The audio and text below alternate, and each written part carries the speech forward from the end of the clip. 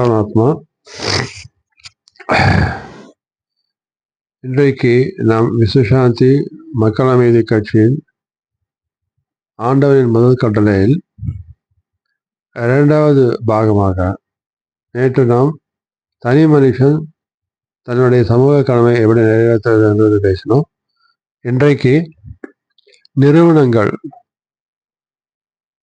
வியாபாரிகள் அவங்களுடைய சமூக கடமை எப்படி நிறைவேற்றணும் என்றதை பற்றி இன்னைக்கு நம்ம பேசுவோம்.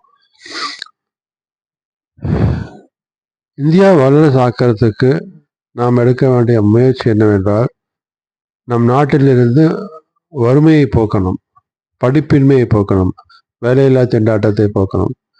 இதுக்கு அரசாங்கம் என்ன செய்யறதுன்றதுல நம்ம சமுதாயத்துக்கு நம்ம நாட்டுக்கு என்ன செய்யறோன்னு ஒவ்வொரு மனுஷனும் சிந்திக்கணும்.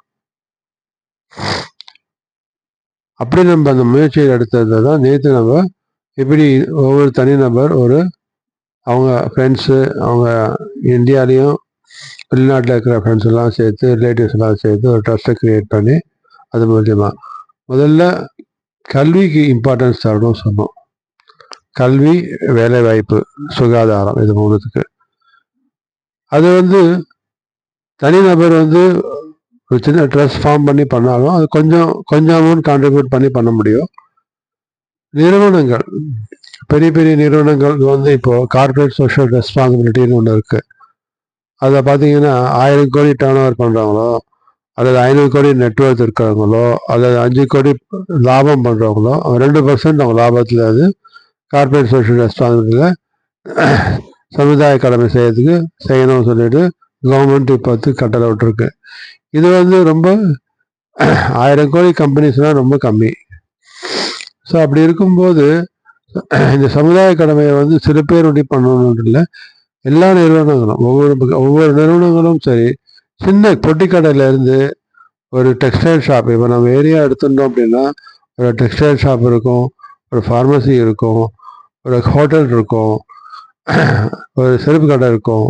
இந்த மாதிரி கடைகள்லாம் பார்த்தீங்கன்னா ஒரு நாளைக்கு பான் மசாலா, சாட் பந்தர் இருக்கும், இந்த மாதிரி டீ கடை இருக்கும்.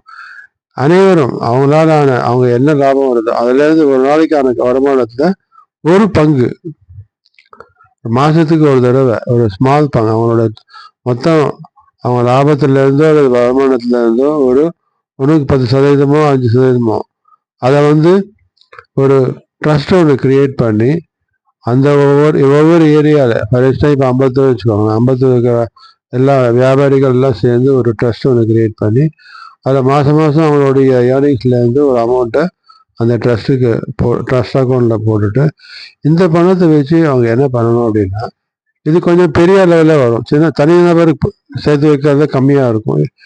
நிறுவனங்கள் சேர்த்து வைக்கும்போது கொஞ்சம் அதிகமான அமௌண்ட்டே வரும். ஃபார் எக்ஸாம்பிள் லேக்ஸில் வர்றதுக்கு வாய்ப்பு இருக்கும். இதை பயன்படுத்தி அவங்க என்ன பண்ணணும், முதல்ல ஏழை குழந்தைங்களுக்கு நல்ல கல்வி வழங்குறதுக்கான வழிவகுக்கணும். என்ன பண்ணணும்னா, இன்னைக்கு நிறைய கவர்மெண்ட் ஸ்கூல்ஸ் இருக்கு. இன்னைக்கு அந்த கவர்மெண்ட் ஸ்கூலில் தமிழ் மீடியம் தான் மேக்சிமம் இருக்கும், ஒரே ஒரு கிளாஸ் தான் இங்கிலீஷ் மீடியம் இருக்கும். ஸோ அந்த குழந்தைங்க பார்த்தீங்கன்னா இன்னைக்கு படிக்கணுன்றாங்க, படிப்பு இலவசம். அந்த டீச்சர்ஸ் எல்லாமே கவர்மெண்ட் சாலரிஸ் கொடுக்குறாங்க. அவங்க அவங்களுடைய கடமையை ஒரு கற்றுக் கொடுத்துட்டு போகிறாங்க. இதில் நிறைய பசங்க பார்த்தீங்கன்னா ப்ரைவேட் ஸ்கூல்ஸில் பார்த்தீங்கன்னா அவங்க ரொம்ப ஸ்ட்ரிக்ட் டிசிப்ளின் மெயின்டைன் பண்ணி பசங்களை படிக்க வைக்கிறது, டெஸ்ட் வைக்கிறது எல்லாம் செய்யும். பட் இங்கே அவ்வளோ சீக்கிரமாக போக மாட்டாங்க, ஏதோ பாடம் எடுத்துகிட்டு போவாங்க, படிக்கிறவங்க படிக்கட்டும்ன்ற மாதிரி. ஸோ இன்றைக்கு கல்வி ஏழை குழந்தைங்களுக்கு அவங்களுக்கு திறமைக்கு ஏற்ற மாதிரி, அவங்க மன வளர்ச்சிக்கு ஏற்ற மாதிரி ஒரு கல்வியை வழங்கணும்.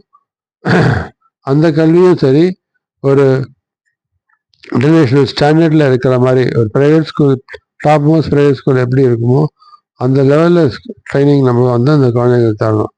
இதுக்கு இந்த வியாபாரிகள் எல்லாம் சேர்ந்து ஒரு ட்ரஸ்ட்டுக்கு இந்தலேருந்து வர ஃபண்ட்ஸை வச்சு அவங்க என்ன பண்ணணும் அப்படின்னா, இந்த ஏழ்மையான இருக்கிற அரசாங்க பள்ளிகளை அவங்க தத்து எடுக்கணும். அங்கே இன்னைக்கு நிறைய கிராமங்களில் பார்த்தீங்கன்னா ப்ரைவேட் ஸ்கூல், கவர்மெண்ட் ஸ்கூல்ஸில் ப்ராப்பர் அவங்களுக்கு டாய்லெட் ஃபெசிலிட்டி இருக்காது, லேப் ஃபெசிலிட்டி இருக்காது, ஸ்கூலில் இடிஞ்சு போகிற கண்டிஷனில் இருக்கும். ஸோ இந்த மாதிரி இருக்கிற ஸ்கூல்ஸை நம்ம வந்துட்டு இவங்க தத்தெடுத்து அங்கே வந்து நல்ல ஒரு பில்டிங் அதை ரெனோவேஷன் ஒர்க் பண்ணி டாய்லெட்ஸ் ப்ரொவைட் பண்ணி லேப் ஃபெசிலிட்டி ப்ரொவைட் பண்ணி அந்த குழந்தைங்களுக்கு ஸ்மார்ட் கிளாஸ் ரூம்ஸ் ரெடி பண்ணிவிட்டு அந்த ஸ்மார்ட் கிளாஸ் ரூம் மூலிமா ஆன்லைன் மூலிமா இவங்க வந்து எல்லா கல்வியும் எல்லா சப்ஜெக்டுக்கான கல்வியும் English Tamil social studies science biology எல்லா சப்ஜெக்ட்ஸுமே வந்து ஒரு ஸ்மார்ட் கிளாஸஸ் மூலிமா குழந்தைங்க நல்லா புரிஞ்சுக்கிற மாதிரி தன்மையில் ஒரு வீடியோஸ்லாம் வச்சு பசங்களுக்கு எக்ஸ்பிளைன் பண்ணி அவங்கள நல்ல ஒரு படிப்பில் ஈடுபாடோட அவங்க நல்லா படித்து வாழ்க்கையில் வெற்றி அடைகிறதுக்கான பாதையை இந்த நிறுவனங்கள் அவங்களுடைய சிஎஸ்ஆர் ஃபண்டு மூலிமா செயல்படுத்தணும். இது முதல்ல கல்வி. இந்த கல்வியில் பார்த்தோம்னா அந்த ஏழை குழந்தைங்களுக்கு இங்கிலீஷ் மீடியம் நல்ல கல்வி கொடுக்கணும். அவங்க ஸ்போக்கன் இங்கிலீஷ் கிளாஸ் நடத்தணும். பர்சனாலிட்டி டெவலப்மெண்ட் ட்ரைனிங் கிளாஸ் நடத்தணும். அதே மாதிரி அவங்க +1 +2 படிக்கிற நீட் எக்ஸாமுக்கான கோச்சிங் கொடுக்கணும். ஜேஇஇ ஐஐடி இன்ஜினியரிங் காலேஜ் போகிற ஜேஇஇ ட்ரைனிங் கிளாஸஸ் கொடுக்கணும். இதெல்லாம் வந்து ஒரு ரிமோட் வில்லேஜில் இருக்கிற குழந்தைங்க கூட வந்து இதெல்லாம் அவைலபிள் அந்த நிலையில் நம்ம வந்து உருவாக்குறது மூலிமா இந்த சிஎஸ்ஆர் மூலிமா நாம் செயல்படுத்தி இந்தியாவில் இருக்கிற ஏழை எளிய குழந்தைகள் எல்லாருக்குமே வந்து ஒரு தரமான ஒரு இன்டர்நேஷ்னல் ஸ்டாண்டர்ட் எஜுகேஷன் நம்ம கொடுக்கறது மூலிமா அவங்க நாளைக்கு பெரியவங்களாகி நல்லா படித்து முன்னேறி ஒரு நல்ல நிலைக்கு வரும்போது அவங்களுடைய பொருளாதார வளர்ச்சி தான் நம்ம நாட்டின் பொருளாதார வளர்ச்சிக்கு வழிவகுக்கும். அதுதான் நம்ம நாட்டை வந்து வளர்ச்சி ஆக்கிறதுக்கான ஒரு வாய்ப்பு உருவாகும். இதே மாதிரி கல்வியில் ஃபோக்கஸ் கொடுக்குற மாதிரி அதே மாதிரி குழந்தைங்களுக்கு நல்ல படிக்கிற குழந்தைங்களுக்கு ஒரு ஸ்காலர்ஷிப் ஒன்று க்ரியேட் பண்ணி அவங்க மேல் படிப்புக்கு அது என்ன படிக்கணும்னு வச்சாலும் அந்த படிப்பை படிக்க வைக்கணும். அதே மாதிரி பசங்களுக்கு வந்து சில பசங்க ஸ்கூலில் அகாடமிக் எஜுகேஷனுக்கு ஏறாது, அதனால் 7th 8th வந்து ஸ்கூல் ட்ராப் அவுட் ஆகிடுவாங்க. அந்த மாதிரி குழந்தைங்க வந்து கூப்பிட்டு அந்த ஸ்கூல் ட்ராப் அவுட் ஸ்டூடெண்ட்ஸ்க்கு வந்து நம்ம அவங்களுக்கு என்ன துறையில் அவங்களுக்கு இன்ட்ரெஸ்ட் இருக்குன்னு கண்டுபிடிச்சி விளையாட்டு துறையில் அல்லது ஸ்போர்ட்ஸ் துறையா அல்லது மியூசிக்கா அது டான்ஸா எந்த துறையில் ஆக்டிங்கா எந்த துறையில் அவனுக்கு இன்ட்ரெஸ்ட் இருக்கோ அந்த துறையில் அவனை ஷேப் பண்ணிவிட்டு அவனை வந்து ஒரு நல்ல ஒரு ஸ்போர்ட்ஸ்மேனாகவோ ஒரு டான்ஸராகவோ ஒரு சிங்கராகவோ இப்படியோ அவனுக்கு திறமைக்கு ஏற்ற மாதிரி அவனுக்குள்ளே இருக்கிற திறமையை வெளியில் கொண்டு வந்து அவன் நல்ல ஒரு குடிமகனாக மாற்றுறது இந்த சிஎஸ்ஆர் மூலிமா நிறுவனங்கள் செய்யலாம்.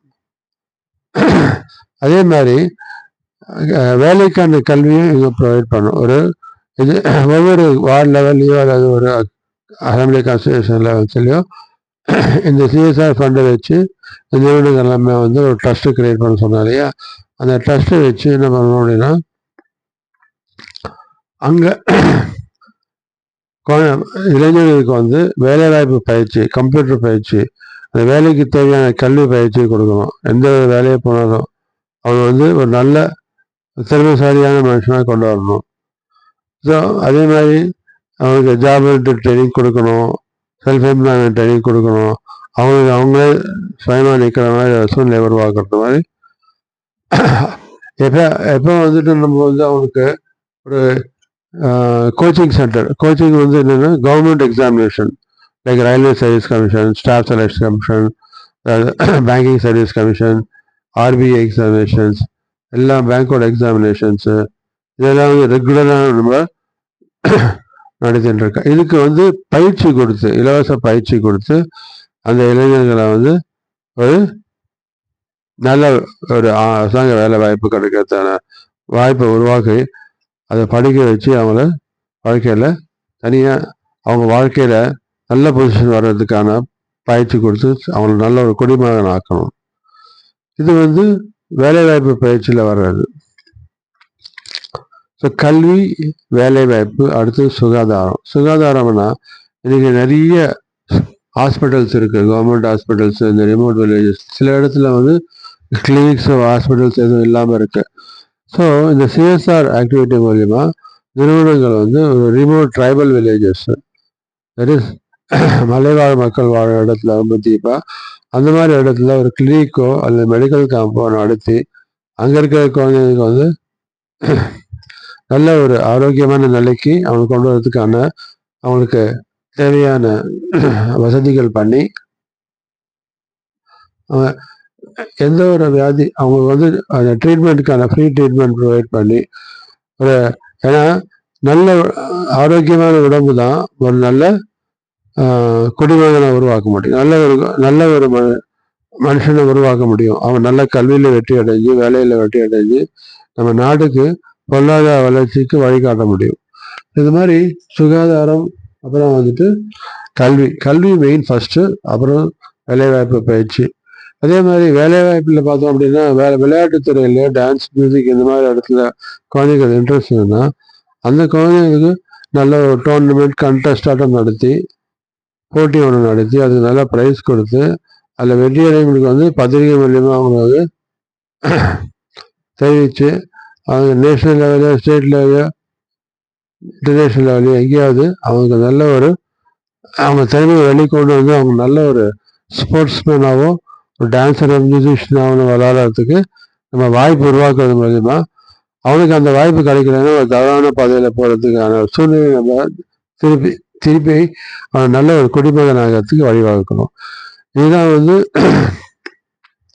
அந்த கார்பரேட் சோஷியல் ரெஸ்பான்சிபிலிட்டியில் மக்களை வந்து ஒருங்கிணைஞ்சு அவங்களுடைய திறமையை கொண்டு வந்து வெளிப்படுத்தணுன்ற ஒரு முயற்சி.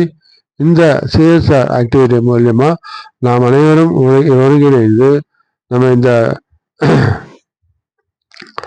சிஎஸ்ஆர் அந்த மக்களை வந்து மெயினாக நம்மளுடைய நாட்டில் இருந்து ஏழ்மையை ஒழிக்கிறதுக்கு, படிப்பின்மையை ஒழிக்கிறதுக்கு, வேலையில்லா திண்டாட்டத்தை ஒழிக்கிறதுக்கு நம்ம எல்லா முயற்சிகள் எடுத்து அனைவரும் நாம் எல்லாம் இணைந்து இந்த செயலை செய்து நம் நாட்டை வல்லரசாக்கிறதுக்கு நம்மளால் ஆனது நம்ம நிறுவனம் மூலியமாக செயல்பட்டு நம்ம நாட்டை ஒரு வல்லரசாக்கிறதுக்கான முயற்சி மேற்கொண்டு வரணும் என்று அனைவரையும் கேட்டுக்கொள்கிறேன். சர்வே ஜனா சுகினோ பவந்து. ஓம் சாந்தி சாந்தி சாந்தி.